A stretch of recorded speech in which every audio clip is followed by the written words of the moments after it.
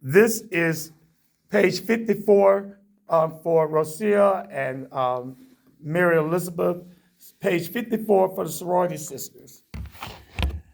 I still wonder whatever happened to that little girl. Oh well, it's been so long ago. I bet I wouldn't recognize her if she came through that door right now. I wonder what really happened. That she stopped coming to our house. She was always so nice to me and treated me like I was her own child. I mean, I knew she was not my mother, but she had a way of making me feel so special. Miss Mary, are you all right?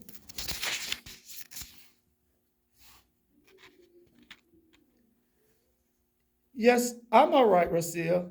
I was just looking at this picture and reminiscing about the good old days. That's all. You've had that picture for some time, and I've never seen you react like this way. That's nothing, Rosia. Let it go, please. If you say so, why did you change the picture out? I said let it go. Okay, I'm all right. Okay. I promise to let it go. And don't mention this to anyone else. Maybe I should just take it back down and put it back in storage. If you say so, ma'am, but I wouldn't. It is obvious this picture means something to you. So leave it up. Don't mind what me or anything your sorority friends say. Rosia, wait, please. Yes, Miss Pritchard. I said, wait. Come here and sit down. I need to tell you something. This picture is one of the times I was most happy in my entire life. My nanny really took better care of me than my real parents. I've always wondered whatever happened to her. If I could just see her again. I'll know if she's doing okay. If she's dead, I pray she was able to find some real joy on the earth before she died. I didn't always like how my parents, especially my father, treated her. She never missed any important days in my life, and I always knew I could count on her for anything. Then one day, she didn't come. I asked my mom, was she coming? And she would say, ask your father. Daddy never would say anything. He would just even get mad and say, she was not your mother, or you were getting too close to her. I never believed either of those answers. Mama finally said, let go and stop bringing her name up.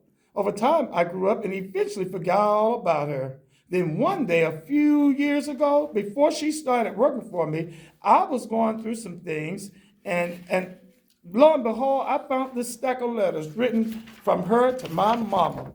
I started to throw them away, but something said keep them. Then on one of those days I was snowed in, I took the letters out and began to read them. In every letter, she always said that she loved me and asked my mama to make sure she told me that. Well, did your mom ever tell you about the letters?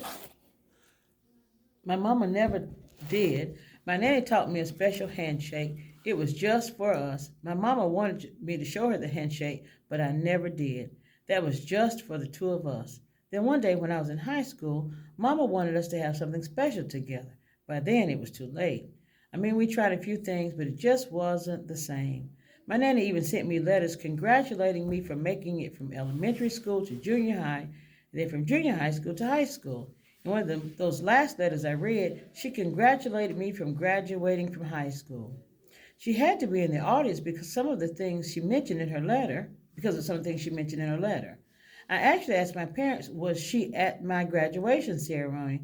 And well, my father just lost it. He blamed me for ruining our evening. I never understood that, and my mama just said, don't worry about it. Hopefully, It it happened happened. again. Okay. It happened again at my college graduation where I just knew I saw her in the audience as I entered the seating area. But when it was over and I looked to see if she was still there, she was gone. Needless to say, I didn't ask my parents or mention that I saw her, but I was sure it was her. She always wore hair in a tight bun. Maybe it was just my imagination, but I felt her presence that I and that was all I needed to make it through my day. In fact, seeing her made all the difference in the world to me, and the smile on my face stayed there a long time. Wow, Miss Pritchard. That's a lot to deal with for such a long time. If you really wanted to find her, why didn't you hire a private investigator to see if they could find her? You know, like they do on television? I don't know. Perhaps I didn't really see her, and that was all a fantasy, a figure of my imagination. What if I was wrong? and I never saw her all those times. My family and my husband would have thought something was wrong with me. Well, those letters showed that she really cared about you.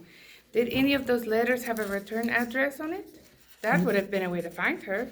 No, I thought about it. But remember, a lot of time had passed before I found the letters. Anyway, that's why those pictures are so special to me. Sure, I went to college, joined a sorority, I got married, and had my own family, and those were definitely special times for me, but in the back of my mind, I always wondered what happened to her. I never forget going to church with she and her family. After church, we would go back to her house, and I would play with her daughters, who were close to my age, while she would finish cooking and heating the food and preparing the table. Come to think of it, she must have started cooking on Friday or Saturday after she had been working for my parents and taking care of me. We would all sit down and eat together. No matter how things were going in the world, or at least in our world, there was always lots of love and fun. Oh, I better let you go home. I'm not giving you any overtime. Did I ask for any? Listen, I'm just a phone call away, so call if you need anything. Well, it's off to the bus stop. The bus stop? I thought your car was working. It is, but my husband's car stopped working, so he is driving my car. Well, since I'm not paying you overtime, let me carry you home. That's okay. I don't want to get home that fast. I'll take my time on the bus. Now you take care of yourself, do you hear me? Go on back in the house and lock the door. Okay, and thanks. You're welcome, Miss Pritchard. Why all of a sudden, Miss Pritchard? No reason. Just feel like calling you that. And by the way, you should be ashamed of yourself telling those ladies that was the hat you were planning to wear for the derby. They are going to be very surprised when they see you. I know, so that's why I did it. I can't wait to see the look on their faces when I win that contest.